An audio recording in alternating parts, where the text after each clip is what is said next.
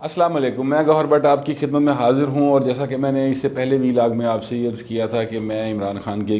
ایک اور you turn کو بے نقاب کروں گا، تو وہ میں آپ کے سامنے لانا چاہتا ہوں۔ عمران خان صاحب نے، آپ کو یاد ہے، فارن فنڈنگ کیس کے حوالے سے یہ بیان دیا، اور پھر اس کے بعد انہوں نے یہ باقاعدہ ایک انٹرویو بھی دیا ہے جس میں انہوں نے کہا کہ جی اس کی اوپن سماعت ہونی چاہیے اور ساری تفصیلات کو ہم کو پتہ چلنی چاہیے، کس نے کتنے پیسے کہاں سے لیے، اور اس کے لیے پیپلز پارٹی، مسلم لیگ نون جو ہیں ان کی بھی فارن فنڈنگ کیس کی سماعت جو ہے وہ اوپن کی جائے۔ اس حوالے سے خان صاحب نے یہ یو ٹرن جو لیا ہے، کیونکہ یہ میں یو ٹرن اس لیے کہہ رہا ہوں کہ 25 جنوری 2020 کو عمران خان صاحب نے ایک درخواست دی تھی سپریم کورٹ میں، جس میں انہوں نے الیکشن کمیشن کی جو ہے جورسڈکشن اس کو چیلنج کیا تھا، اور انہوں نے کہا تھا کہ وہ فارن فنڈنگ کیس کی اسکروٹنی نہیں کر سکتی اور اس کا دائرہ کار نہیں ہے کہ وہ اس معاملے کو دیکھے۔ اس بارے میں خان صاحب نے باقاعدہ درخواست دی جو ریکارڈ پر موجود ہے۔ میں آپ کو بتاتا چلوں کہ خان صاحب نے فارن فنڈنگ کیس کے حوالے سے کم از کم 6 بار سٹے لیا مختلف عدالتوں سے۔ ہائی کورٹ گئے، اسلام آباد ہائی کورٹ گئے، پھر سپریم کورٹ گئے، پھر انہوں نے اکبر ایس بابر کی رکنیت جو پی ٹی آئی کی تھی اس کو چیلنج کر دیا، تو مختلف قسم کے سٹیز وہ لیتے رہے، اور پچھلے 6 سال کے دوران انہوں نے مختلف کوئی 6 سے 8 بار اس سماعت کو رکوایا عدالتی ذریعے سے۔ کبھی انہوں نے الیکشن کمیشن کی جورسڈکشن کو چیلنج کیا، کبھی انہوں نے کہا کہ اکبر ایس بابر جو ہیں وہ پی ٹی آئی کے رکن ہی نہیں ہے، تو جدو بندے کے رکن ہی نہیں تو پھر کیویں ساڑی فنڈنگ نو چیک کر سکتا ہے۔ تو یہ ساری چیزیں خان صاحب کرتے رہے۔ اب خان صاحب جو ہیں بڑے کانفیڈنٹ ہیں، اور انہوں نے کہا کہ جناب آپ اوپن سماعت کر لیں، کوئی مسئلہ ہی نہیں گا۔ اس کی وجوہات بھی کیا ہیں وہ بھی آپ سے ڈسکس کرتا ہوں، لیکن یہاں پر بتاؤں کہ الیکشن کمیشن نے بھی یو ٹرن لے لیا، اور الیکشن کمیشن بھی لگتا ہے خان صاحب کے نقش قدم پر چل پڑا ہے۔ الیکشن کمیشن نے آج جو بیان جاری کیا اس میں انہوں نے کہا ہے کہ ٹھیک ہے جی، ہم فارن فنڈنگ کیس کی سماعت جو ہے وہ اوپن کریں گے، اور ہمیں تھوڑی سی کنفیوژن ہو گئی سی، مطلب ان کا کہنا کا یہ ہے کہ ساڈا خیال سے شاید بند کمرے بجائے کھلی جگہ تے کر لئیے، یعنی ایک بچگانہ قسم کی انہوں نے توجیہ پیش کی ہے، لیکن بہرحال انہوں نے اس بات پر راضی ہو گئے ہیں خان صاحب کے مطالبے پر، اور پیپلز پارٹی اور مسلم لیگ نون جو ہیں وہ بھی یہ بات ان خان صاحب کا چیلنج قبول کر چکے ہیں کہ بالکل ٹھیک ہے، آپ اس کی اوپن سماعت کروائیں تاکہ ساری دنیا کو پتہ چلے کہ آپ نے کہاں کہاں سے پیسے لیے ہیں۔ ویسے تو مریم نواز صاحبہ کہہ چکی ہیں کہ اسرائیل سے بھی پیسے لیے، اور بی جے پی کے ایک رکن کا بھی انہوں نے نام لیا تھا کہ وہ اس نے آپ کو پیسے دیے ہیں، اور اس حوالے سے تصاویر بھی وائرل ہوئی تھی جو خان صاحب نے اپنے ٹویٹر اکاؤنٹ سے 2016 میں شاید کہ 15 میں ایگزیکٹ مجھے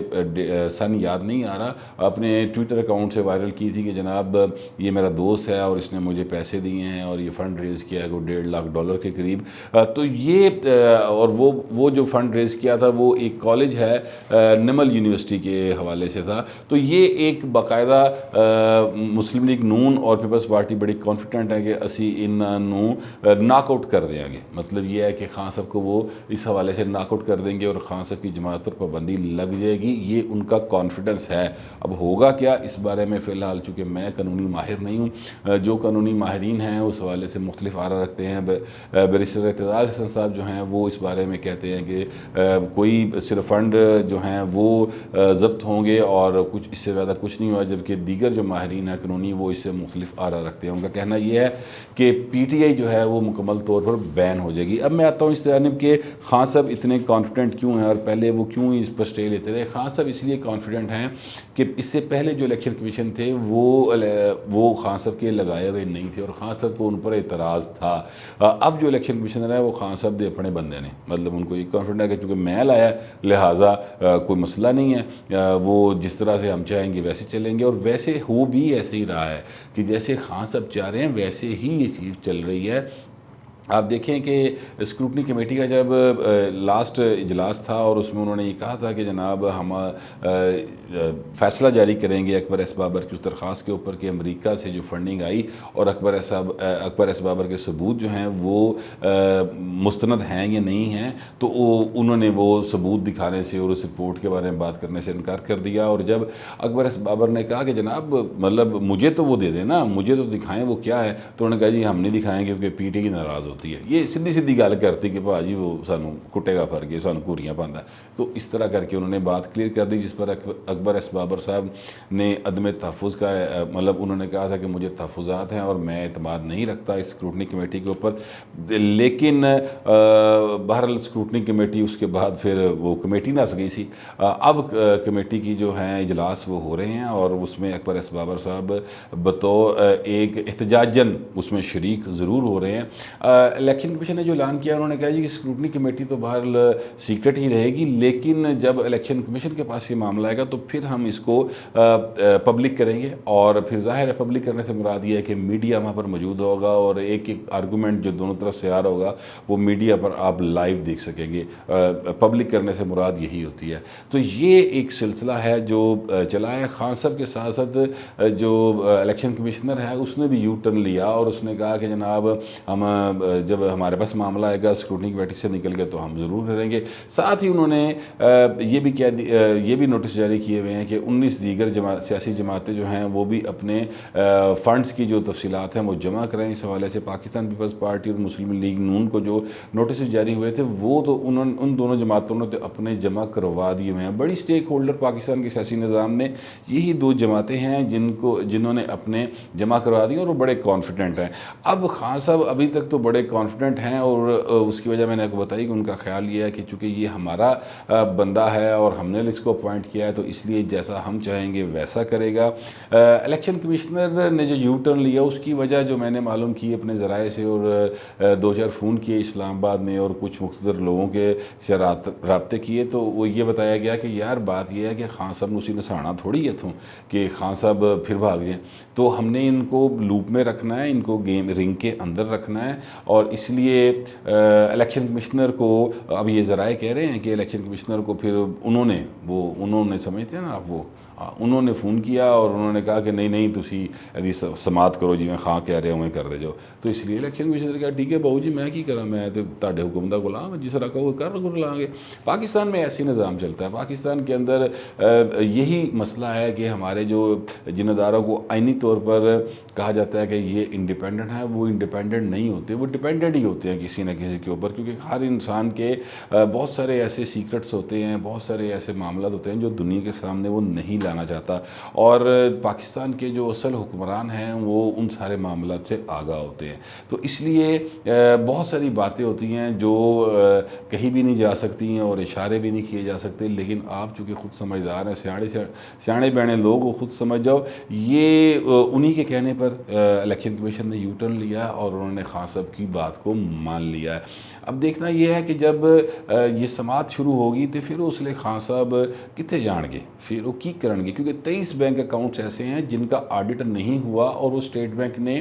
الیکشن کمیشن کو دے دیے ہوئے ہیں. اور اس 23 بینک اکاؤنٹس میں بہت ساری ایسی رقوم آئی ہوئی ہیں, بہت سارے ایسے لوگوں کی طرف سے آئی ہوئی ہیں جو نہ صرف یہ کہ وہ پاکستان کے شہری نہیں ہیں بلکہ وہ دشمن ممالک کے شہری ہیں, باقاعدہ طور پہ جی بھارت کے شہری ہیں, اسرائیل کے شہری ہیں اور ان کی طرف سے رقومات آئی ہوئی ہیں.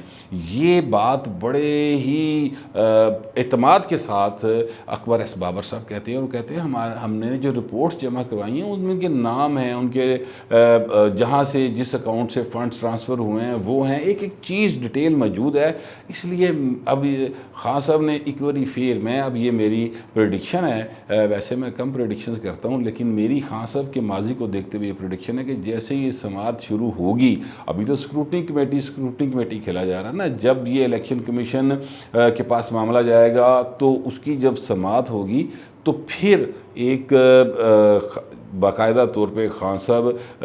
گھبران کے بھی اور پھر ایک دفعہ پھر یو ٹرن لیں گے. اور اس کا طریقہ کار ظاہر ہے خان صاحب منہ پاویں نہ کہن, ویسے ان کو یہ بھی کہنے میں کوئی اعتراض نہیں ہوگا, لیکن ان کا وکیل جو شاہ خاور ہے وہاں پر وہ کوئی اپلیکیشن دے کے معاملے کو کسی اور طرف موڑنے کی کوشش ضرور کریں گے, کیونکہ پاکستان کی واحد سیاسی جماعت ہے تحریک انصاف جس نے دنیا بھر سے منگ تنگ کے ایک سیاسی جماعت بنائی اور اس کے سر پر انہوں نے الیکشن لڑا. وہ کس طرح جیتے, کس طرح معاملات رہے, لیکن بہرحال 2 election come is come P T I نے دنیا بھر سے چندہ اکٹھا کر کے، ذرا مہذب لفظ استعمال کر لیتے ہیں، چندہ اکٹھا کر کے باقاعدہ طور پر ایک سیاسی جماعت کو فنڈنگ کی اور الیکشن کنٹیسٹ کیا۔ پھر اس کے آگے بھی معاملہ یہ ہے کہ وہ جو فنڈ اکٹھے ہوئے ان کی آگے شفافیت کس حد تک رہی، اس پر بھی بہت سارے سوالات ہیں، اور اس میں پی ٹی آئی کے اندر جو لوگ موجود رہے ہیں اس معاملے میں، انہوں نے خود بھی انکوائری کی تھی اور 2-3 لوگوں کا باقاعدہ انہوں نے نام لیا تھا، پر خان صاحب نے انہوں کا کچھ نہیں کیتا۔ بہرحال یہ معاملہ ہے۔ اب دیکھتے ہیں کہ جب الیکشن کمیشن باقاعدہ سماعت شروع کرتا ہے تو کون ناتا تو در نکلتا تے کیڑا لبڑیا ہویا۔ ویسے زیادہ امکان ہے یہ کہ پی ٹی آئی لبڑی ہوئی باہر رہے گی۔ بہرحال یہ میرا خیال ہے، ہو سکتا ہے غلط ہو۔ یہ میرے پاس انفارمیشن تھی اور کچھ میرا تجزیہ تھا، میں نے سوچا اب تک پہنچا دوں۔ اب تک کے لیے اتنا ہی، ملتے ہیں اگلے ویلاگ میں۔